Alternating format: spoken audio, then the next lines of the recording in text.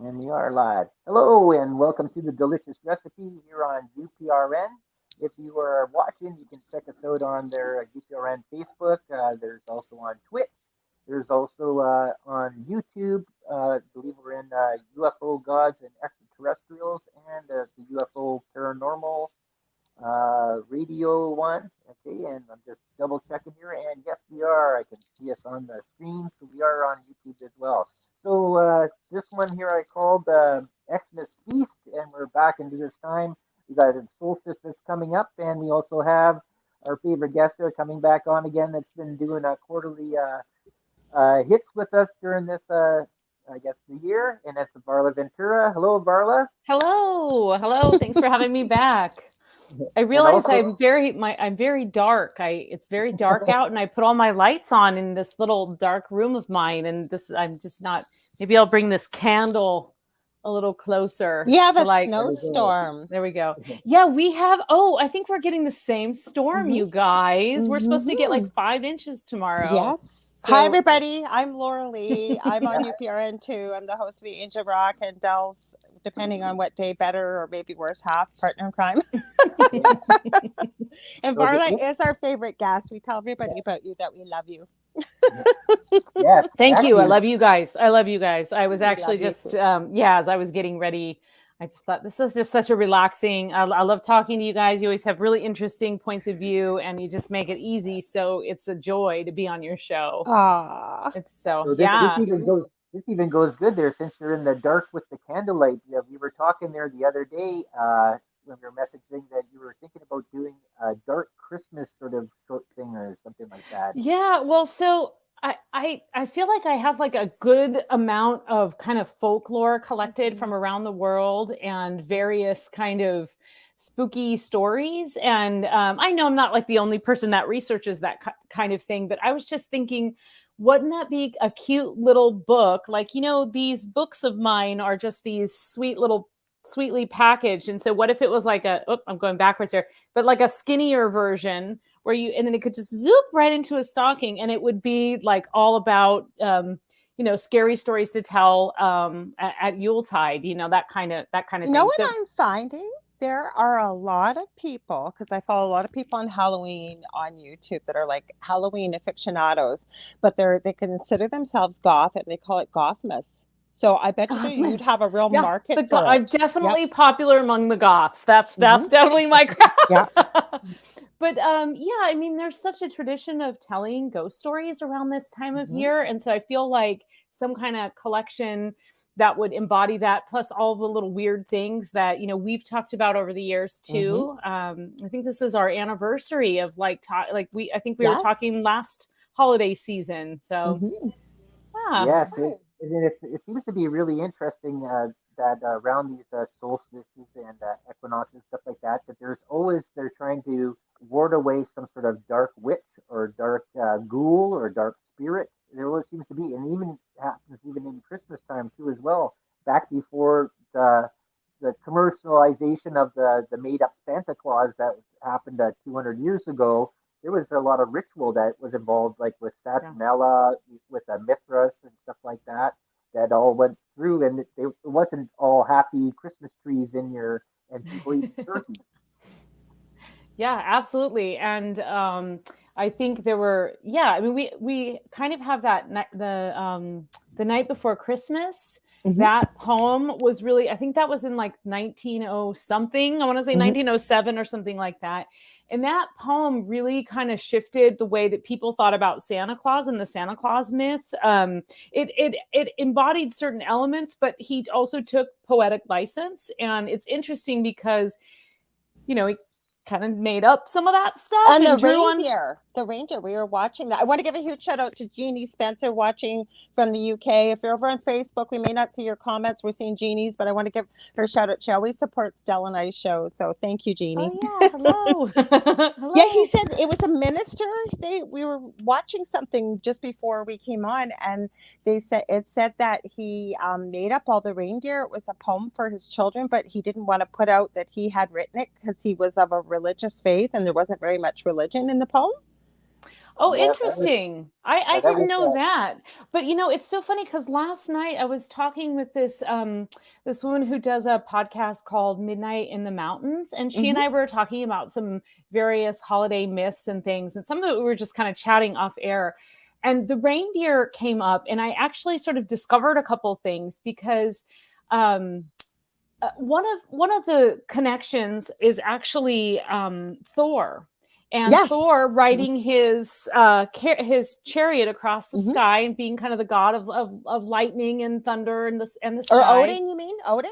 Actually, Thor. So Odin is Oh, okay, like because the they dude said who looks like Odin. Santa, right? Yeah, no, Odin's we like said the main it dude. said Odin, and I bet you they were wrong then because they said Odin. Okay, But so I think there's a little bit of both of them. So okay, Odin is the big head honcho of I the of trust you the anyways with the research you do. well, so Odin's like the Norse god of gods, right? He's Mhm. kind of the main god. He's got a war, death, Mhm. magic, and so he has a really important role in the iconography of what we think of as Santa, also what we think of as Saturn, what we think of as Zeus, long flowing gray hair, gray beard, father time. And the passage of time at this time of year was Okay. very significant because the days were so short. Mhm. That looming darkness really made people contemplate the passage of time. So there's an element of Odin in there, but Thor was the one who had a chariot, and his chariot was drawn Okay. by 8 goats. Ooh. So that's kind of interesting. And then Yeah. so in kind of look, I was looking into it. It's like why reindeer? Was it just that he kind of threw that in there? But there's also some various myths that involve reindeer, including this incredible let me see, I have her name, this incredible Scottish goddess. Or sorry, Norse, let me see. Let me see her That's why I name. trust you. Anyways, this was someone on YouTube, and I know the amount of research that you do, both Belle and I do. Oh, well, Varla, I it trust you. it's an easy thing to sort of mix together because Mhm. we're also going on myths that are retold, and there's various versions out there. Mhm. And so someone may say that Odin's the one who rode the sleigh, but it was Thor that had this Mhm. chariot of goats. And I just found it interesting that it was and he's Odin's son, Mhm. but I just found it interesting that it was in particular that it was 8, and then there were the 8 reindeer. So I Mhm. thought, okay, so what's going on with that? So let me see if I could find this goddess name, because I was just like looking up reindeer last Yeah, night and that's trying to kind of a jump from goats to reindeer. right. Well, okay, so is this her? Yes. Okay, so I think this is it. well, didn't Odin also excuse me uh, ride on a stag that had 8 legs too as well? Yeah, there is a myth about like an eight-legged stag, or an eight. I've seen it also as an eight-legged horse with Mhm. Odin, and so there again is the number 8. So I think I have this name. I'm not sure if this is the right one. Um, but there is this witch, this witch of the north, and her name so some she has a few different names, but one of the names is Bewe or Bewe Naya. And she was the goddess of the night sky, in particular, like all the stars. And one of the things, she was a winter witch.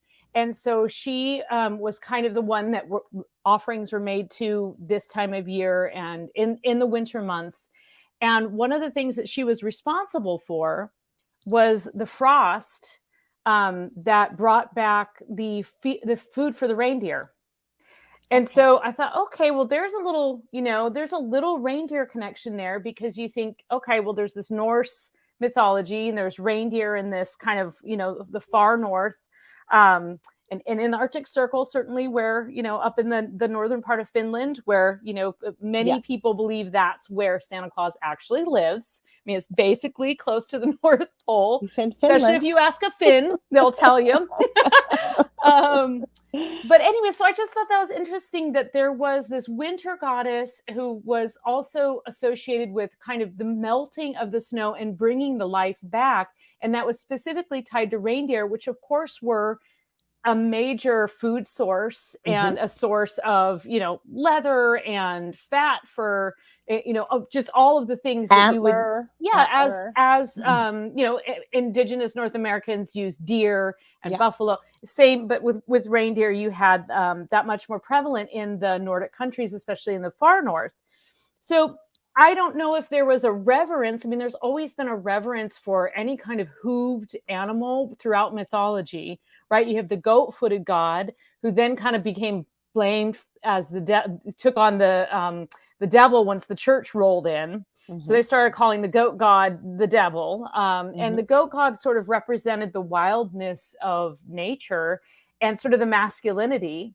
So you had that kind of Pan and Panic and all of these, and you see like all of the patterns in Greek and Roman mythology. Certainly there's almost direct correlations with a lot of the gods and deities and figures. So yeah, lots of mischief around with lots of mischief. Yeah. Which and then you have elves, and elves were known for mischief. So there's always this kind of like these little connections, and I love hearing when someone tells me a story from a different country or something, and I kind of think, oh yeah, that reminds me of.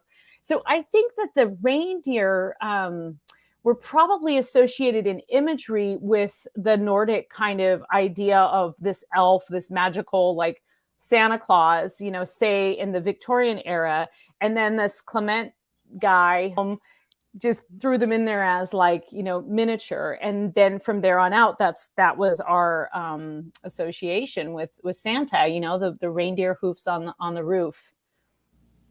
I'm wondering when you brought up about the Winter Witch, where the myth, well, it's kind of a myth, I guess, Jack Frost. Where did Jack Frost come from? So I did read about this really terrifying. No, I mean, I don't know if this is like the personification of winter, right? But there, I was reading about this Arctic, monster, this Arctic winter monster. Let's see if I can get the name. I had notes. I wrote notes down, you guys, because you knew we were going to ask you. I knew you. I don't know. It's funny. You actually have asked me some of these things, so I feel so prepared.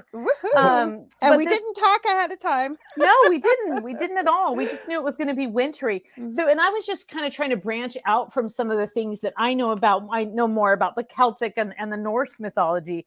So this is actually a monster that is in parts of the Arctic, and it was thought of as a demon. And the name I saw, and I saw it in a couple places just online, was Mahaha. But when I was reading about it, I do remember reading in an old book of mythology about something very similar to this. And it's basically this like pokey, icy, demonic creature that can kind of lure you out and causes hallucinations and basically causes you to get disoriented. And then, of course, what happens? Frostbite sets in and hypothermia. And so he or it is this sort of, it's almost like a terrifying, like pokey icicle man that like ravages through the forest, and something, of course, you would want to avoid at all costs in the wintertime. Like a frozen will-o'-the-wisp.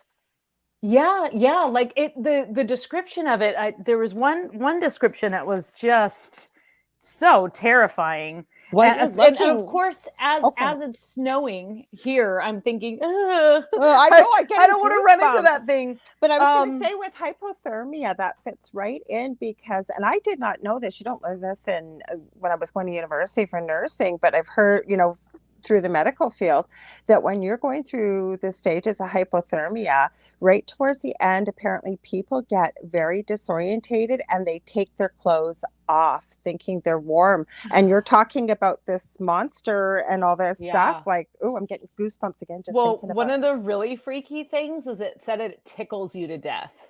One of the sources I read was like, it tickles you to death. Now, I didn't read that in the book. I read that online, but I thought, tickles you to death. Maybe there's a stage. Frostbite comes in there when you're, because I used to work out with the ironworkers out in the freezing cold -50 and stuff like that, and that's when you know you're supposed to come back in again, is when your hands start tingling, right? because then they're getting cold. You're going to get frostbite. Right. I do know that living in Minnesota, I do so know close, that now. yeah. I do know that they say if you're out walking, Yeah. when I first moved here, one of the moms, the fellow moms that I met, said, "Now, so you know, if you're out walking and you start feeling tingling, you should, find a house to go in like Yeah. immediately." I was like, "What? I didn't know." And then, so and if you don't know, if you're not used to that, No. it can actually, and if you're moving, right? Like Mhm. if you're moving, you're working or you're walking or you're on the go, you don't necessarily feel it right away. That's why you have to be careful with kids, right? Because they're out Yes. there playing endlessly. They'll stay out. I mean, I Forever. can't get my son in, and it's 10 degrees out, and it's like, no, you have to come in. It's dangerous now. Or Yeah, minus So 50. now I can use this terrifying monster to get him Maybe. to come in. Well, that's the dangerous thing about the cold, right? It's like you sort of asked this question, or not you, but the question was, would you rather burn to death or freeze to death? But freezing to death is you sort of the hypothermia. You sort of become in just a different sort of almost like drunk cold in a way. You just sort of, but burning, I don't know. That's Burning. No thanks. Yeah, Okay, we what got a about question. drowning? Can I pick drowning? No, instead? that's my biggest fear. And I'm a Yeah. swimmer, I'm a lifeguard. Is I almost drowned when I was 5. My father thought he'd teach me how to swim. And he did No. it to me not once, he did it to me 3 times that day. I was right on the bottom of the lake. Like I remember the water going down my throat and no thank you. And it's quick drowning, it is, but I guess I was just thinking mermaids. ah.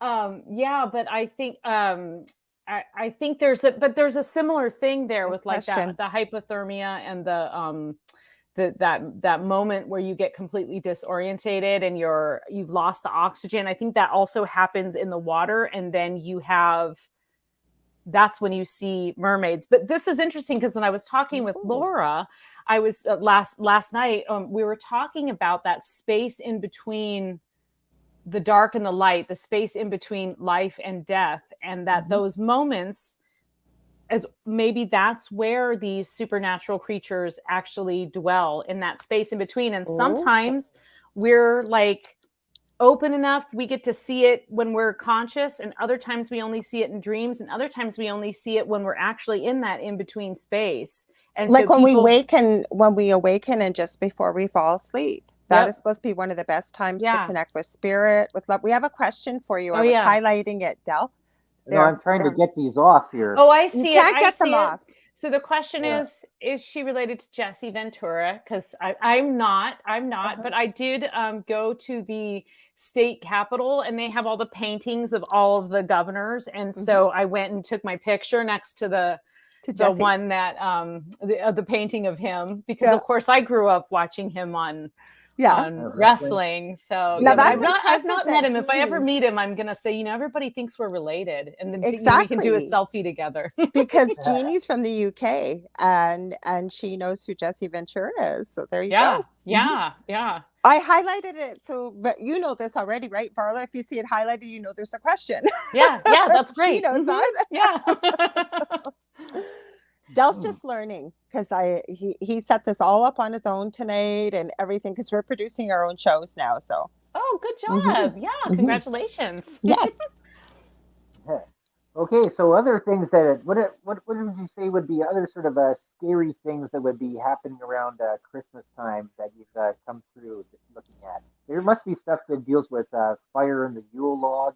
We talked before about the Yule lads, my favorite guys. I was going to say, do you want to talk about the Yule lads in case people don't? Because the first thing that came to mind when you said scary things is it not necessarily the Yule lads themselves, but the witch who is the domain, she's the mother of these Yule lads. And so this is an Icelandic myth or an Icelandic story about the holidays. And it kind of takes place over like the 12 days leading up to Christmas. And so there's this witch who lives in a mountain, and what is her name? It's like Gurjurg or something like that. Yeah, they're all really tricky names there. They're all long, but they didn't Yeah, there's have a like lot of Y's and little umlauts and stuff in there. So Yeah. I'm not great with the Icelandic pronunciation, but that's a goal of mine actually, is to go and spend some time in Iceland and study the fairy and folklore there and learn how to pronounce things Ooh, I'd correctly. love it. I know. like the Yeah, and picture that Iceland we used. air. Yeah, Oh, the sorry. Go picture that ahead. we used for the show there was the sausage smuggler, and I don't even know how to. Oh yes, yes, yes. Do you have them all written down? Because I'll let you say Oh, them if you geez. want. I have Oh, them geez. all. I So don't so have them written down you here. have this witch, and she has 13 very rambunctious children who are known as the Yule lads. And what the witch is trying to do is she's roaming around during the 12 days leading up to Christmas and Christmas. And she is trying to trick children into misbehaving so she could plop them into her cauldron and eat them. This is how the story goes. There's also a giant roving black cat in Iceland that roams specifically on Christmas Eve looking for errant children who are not at home in bed as they should be. So then each of these Yule lads, each one represents a different sort of mischievous characteristic, and they all come down from the mountain with the mom and sort of sneak into houses and make some mayhem. And so I have them all. So let me see. And they Where's seem the to. first one? I think what we came up with there last year is that we sort of noticed is that they're all dealing with disturbing food. Yes, they're either disturbing food or the livestock or something very domestic. And I kind of imagine, and when you hear all the names, people listening will probably start getting this too. Like, imagine the mom or the family is in the kitchen, and they're cooking this big Christmas feast, and they're preparing things, and it takes days. And the kids keep sneaking in and trying to, eat a cookie or lick the spoon. And so they're, get out of here, get out of here. So this is the way to control your children. So you have, so the very first one, which is 12th of December. So that's coming up, right? That's when it starts. So we have Stigjaster, the sheep coat clod. And I think he was kind of responsible for messing with the sheep and also with the like sheep's milk and the cheese. You have then Gulligok, who was the also Giljager, but Gulligok preyed on cows. And then you start getting more into the into town here, or into the house. So we have Stubby. Yeah, the one there with the cows, you have to figure there is, because if you scare cows, you actually sour the milk, right? Yeah. So that would destroy the peace, right? Well, and think too, like, this is a pretty scarce time of year in most places historically, the midwinter, and think of Iceland as like, pretty far north, pretty intense winters, and so it's a time of scarcity.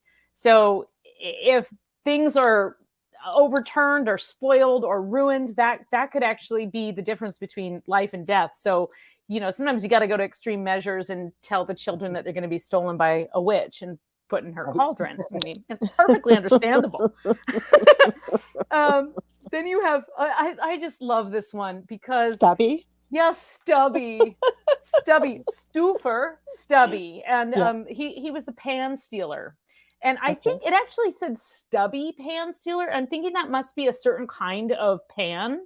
I'm not totally sure. If anybody knows, maybe they can chat us and say, if there's anyone from Iceland listening, that would be super amazing. Yeah. They can tell us how they can correct my pronunciation.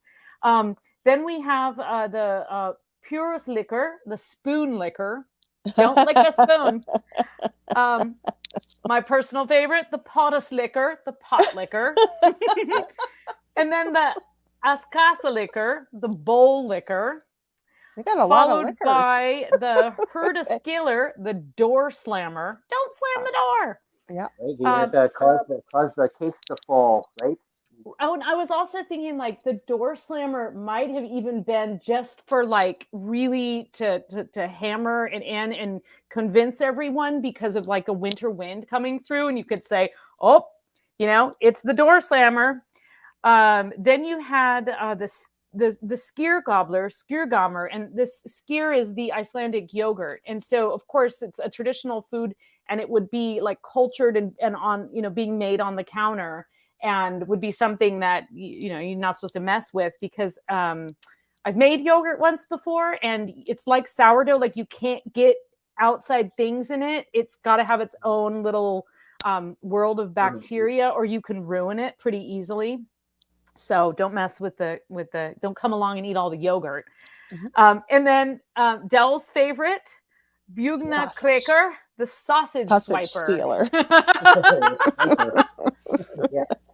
The most terrifying one is the Glugagagger. I probably said that incredibly wrong, but he's the window peeper. I don't like him. Yeah. And then the Gattapeffer, the door sniffer. Why would you sniff doors? Cookies is all I could think. Cookies. Well, yeah. He's the one probably going around and sniffing at houses through the doors to find out who's cooking what, and then sends the rest of his brothers over. And then you have the last two are the Ketrocure, the meat. So meat would be curing on a hook, and they would steal the meat off the hook. Again, terrible, right? Because you're basically taking food from the future store. And then the last one on the 13th, which would then end up being Christmas Eve, is the Kurtasnicker, the candle beggar. I think the candle beggar caused candles to go out. And of course, you wouldn't want that, because it's very dark. It's just getting increasingly dark as these days go.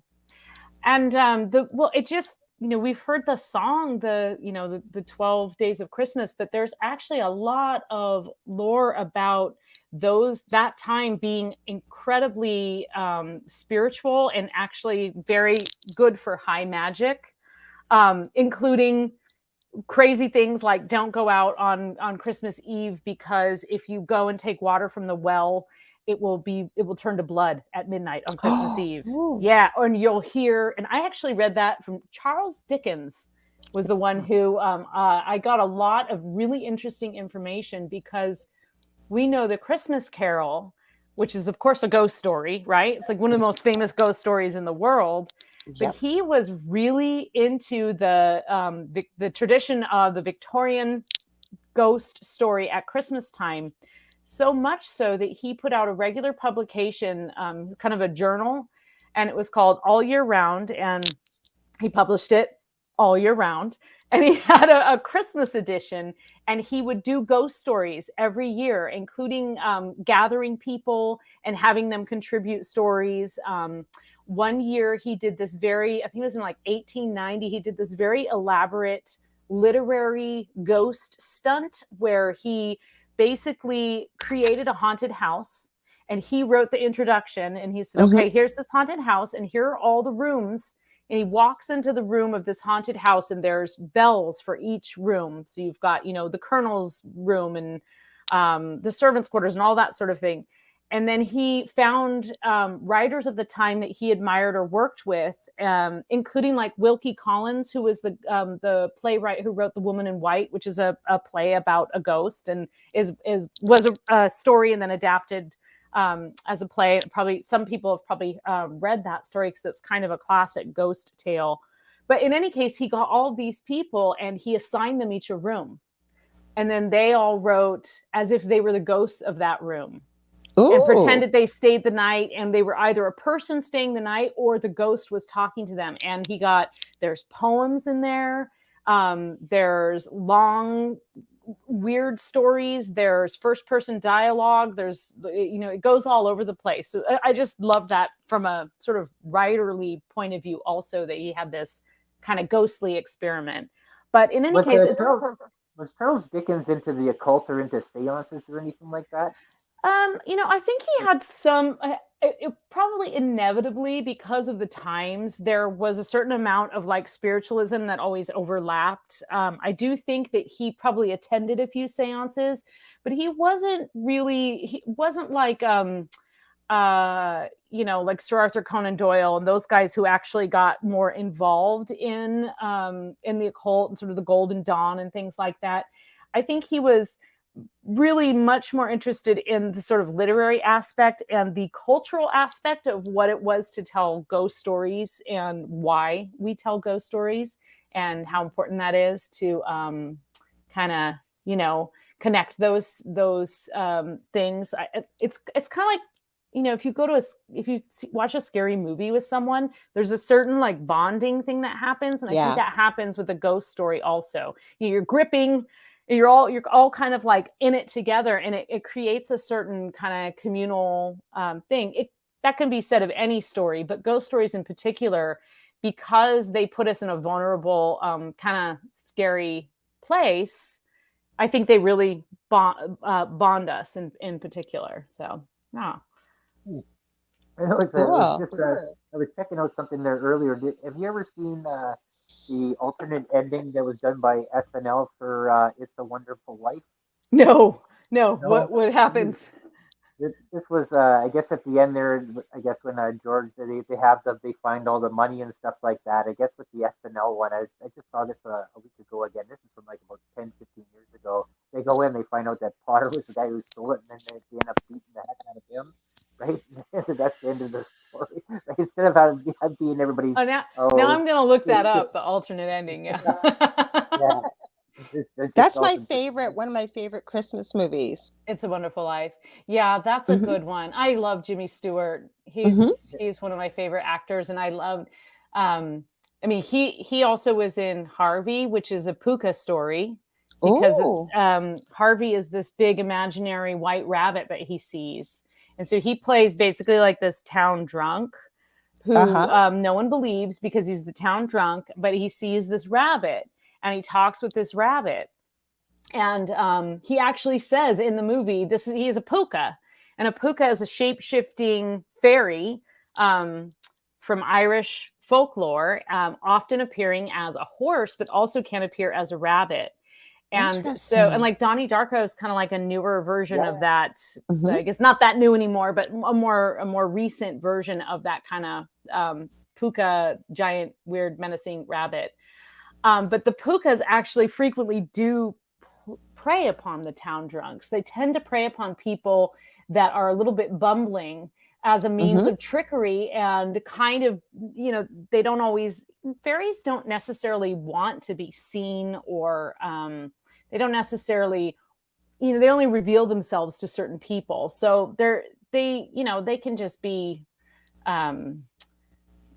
playing tricks, and then they revel in the fact that this person is like, oh yeah, I got picked up by a puka last night, and that's why I ended up in a ditch, and everyone just laughs at them like, right, you're a drunk.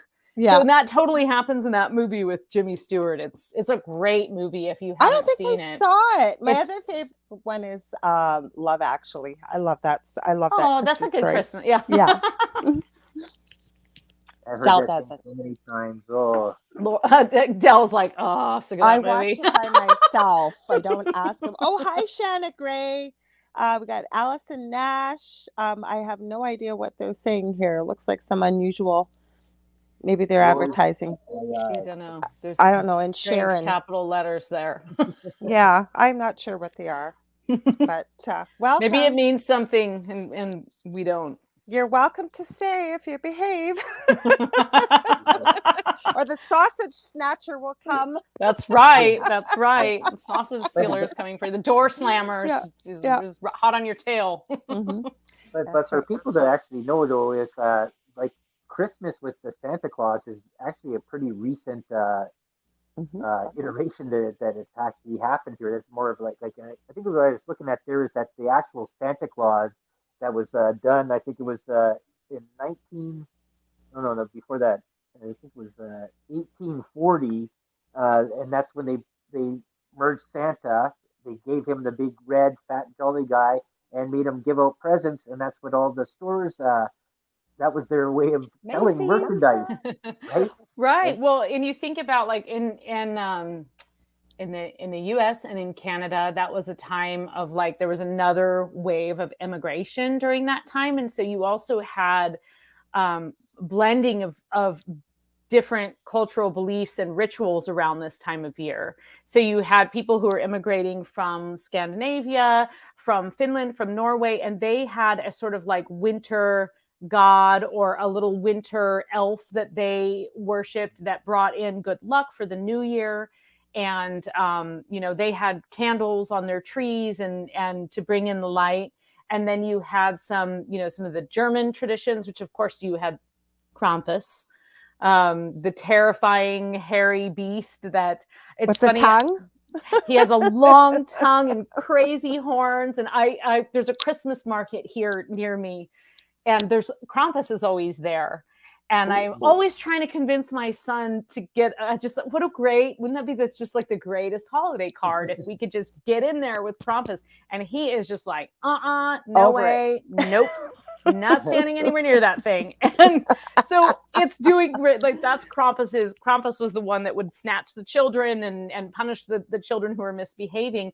And then his counterpart, of course, was Saint Nicholas, which then, we call him Saint Nick. So I think we had also around that time, we had this kind of blending of all of these different beliefs that were also around, centered around the winter, because they're in the Northern Hemisphere. It's all around the solstice. There's different roots and rituals. In Italy, you have the witch, Befana. And you know what she does? She goes from rooftop to rooftop, and she sweeps away the bad luck and brings in the good luck. And sometimes she goes down the chimney and she leaves gifts for good children. So you have a lot of these kind of things that overlap. What about Father Christmas? Where does that come from in the UK? Yeah, I think Father Christmas was kind of a blending of some of the Norse, like the Father Time, and then some of the ideas of benevolence during the invasion of Christianity. Sort of kind of started blending that in, and you would see him depicted in long robes that were beautiful, like blue, or you might see them in green. And there is a connection to Saturn. And I think, Del, earlier you mentioned Saturnalia, which was a holiday that was celebrated and still is celebrated around this time. That, again, Saturn has this, father time, this idea of like looking back and kind of a retrospective or an introspective, and trying to kind of find that balance. Saturn often rules kind of the darker domains. And that's absolutely this time of year. So, I mean, it's really interesting, because we do think of Santa as this one thing, but really you've got the Tomty, who are these little red-capped elves, and you've got and there's just like all of these little bits that have come together. But what I love about it is that the idea of magic at Christmas, which we think is just like the spirit of giving or whatever, is packaged up in the Hallmark movie. But really, it's a time of high magic. And that has pervaded over all the years, because, of course, it was originally a pagan holiday, right? I mean, it was a time to welcome the light that is hopefully coming, and ask for help to get through the scarcity of winter. And you'll see those rituals around the world at that mark between winter and end of winter. Right, because we're going into longer days of night, or longer nights, right? That the whole part of the winter time where the light is very short. Yeah. And there's been so much stuff talked about in through any holiday or any solstice, stuff like that goes through, and stories about beware of the darkness. There's always something out there that's going to take you, right? You don't put little kids go into the forest where it's dark, because there's always going to be some sort of thing that's going to go and grab them and take them. But one thing I wanted to ask, though, too, you know anything about this elf on the shelf? Like, I'm glad you asked that. I heard this is supposed to be like an evil entity that people put into their house. I hate that thing. So do I. Okay, so let me tell you, though, why it's evil. Because you commit to it and then you're stuck. And every night for 24 nights in a row, you have to come up with some clever thing the elf is doing. And I just, we didn't do it. But I think he's really cute. And I like the idea of this elf kind of like hanging out and being like the messenger. But when you read the book, I mean, it's a pretty recent product. When you read the book that comes along with it, it's pretty creepy. It's like, like nest cam kind of in your house creeping. Yes, Like, because it's like he I'm a sees you when you're DIYer. sleeping. Yeah, it's just like, okay. Well, I'm a DIYer, and people are coming up with ways to make Santa cams and elf cams on ornaments. They don't film, they just look like they do. Yeah, And then yeah. I was at, we don't have Dollar Tree or anything here, we have Dollarama. And they have yearbooks for the elf, if you can believe it, like every year. And it comes up with all these ideas. There's outfits now and pets. Oh, yeah. And so let's crazy. just issue a warning. If you have young children or you're expecting children and somebody gives you an elf on the shelf, throw it away before you go down the rabbit hole, because once you start, you're committing for a good 10 years. That's 240 different things you're going to have to come up Or with. at our house, we have perpetual Christmas. My almost 24-year-old still, he's like a 5 to 7-year-old. So we go through same Christmas traditions every year. He believes in Santa. Hi, Joe Glover. Joe Glover's joining us from Facebook. So sorry, what do you have to do for the elf on the shelf then? What is, you have to come up with a scenario every day that it does? Yeah, or you move it around the house?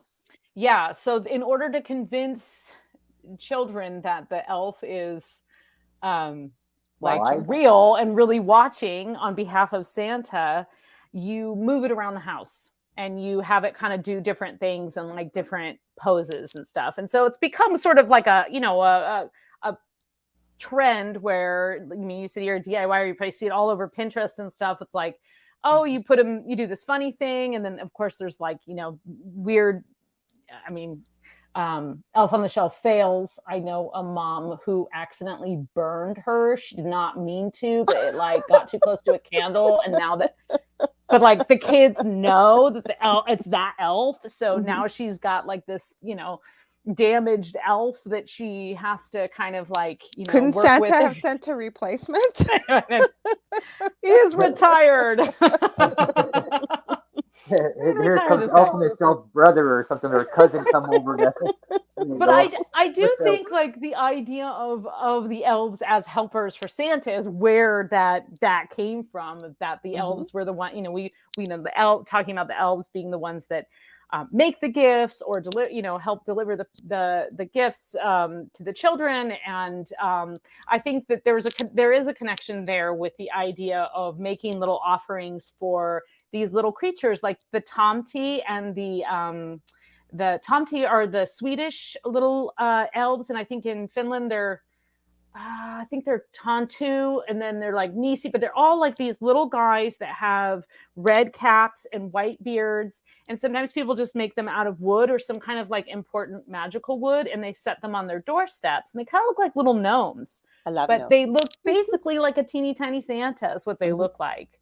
And, I wonder, was there anything, I guess if you were looking to, I don't know if you did or not, any race of people that were up around, say, Germany, up in the parts of Finland and stuff like that, that were small people like the pygmies, that somebody would have associated them being small people or elves and stuff like that? Oh, yeah, like that's definitely possible. As someone from like maybe like European descent was traveling up there, because there are like the Laplanders in Finland are actually fairly small, and some of the indigenous Icelandic people can be quite small. Like think of Bjork, she's a tiny little thing.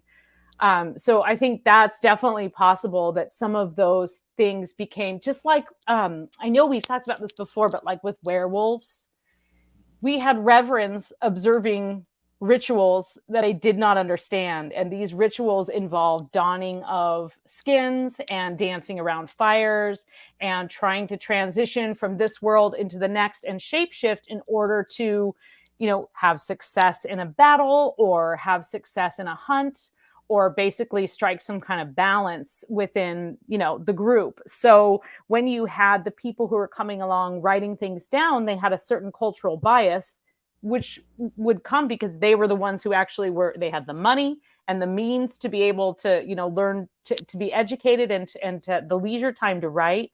And frequently it was men of the cloth who would do this. So I think that you're definitely onto something there, because there's a, you would observe these rituals, and then they would be interpreted through the eyes of someone who had a very specific agenda. which was to convert the pagans, right? And so you didn't, you have to think about all those stories and think about what they really saw, like what they saw. You and I might go and observe and see something completely different, but we have only this sort of, filtered written record to go on.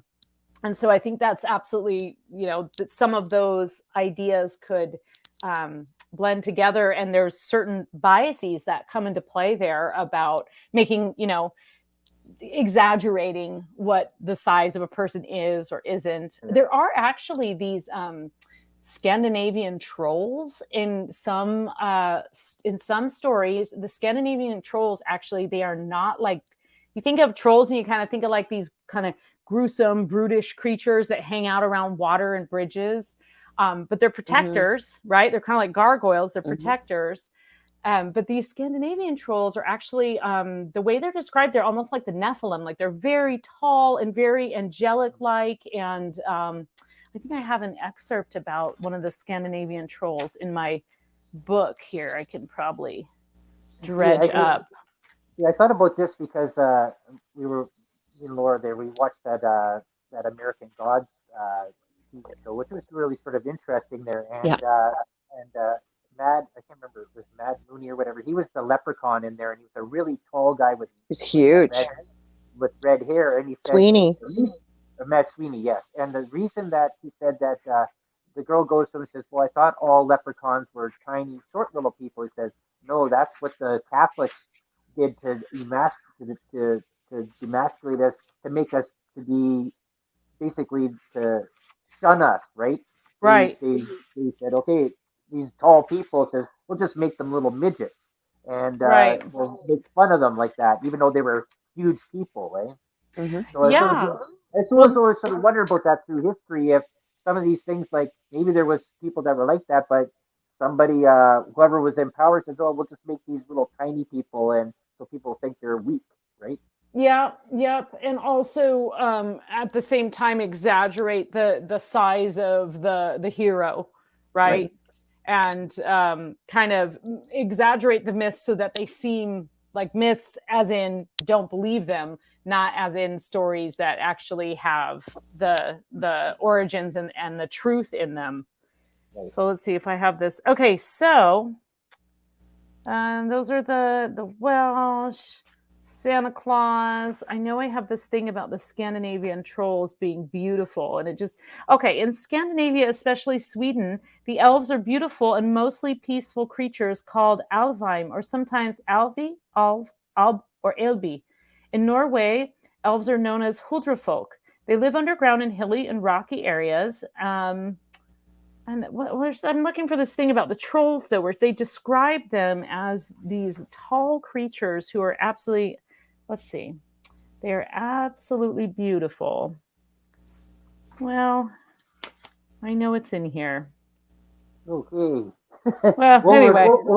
We're almost coming to the end of our hour here. It's in there. You'll have to get the book to. You have to believe it. Anyway, so let's let them know about you, Varla. There, what you got coming up, and what's in your store? What's in my store? So right now there's some original cards, and I have a few holiday cards that I'm putting up. I don't know if unfortunately I can't guarantee how quick they ship in about a week, so I can't guarantee if they would actually arrive by Christmas. But my mom is an amazing artist and a witch, and she's been drawing these original cards for years. And so I've been scanning those and turning those into some things. But I have mugs and little pouches and hats and all kinds of fun. A mermaid water bottle. I just put that on there recently. Nice. And then, so other things going on with me. Hopefully my podcast will be up by the beginning of next year. Yay!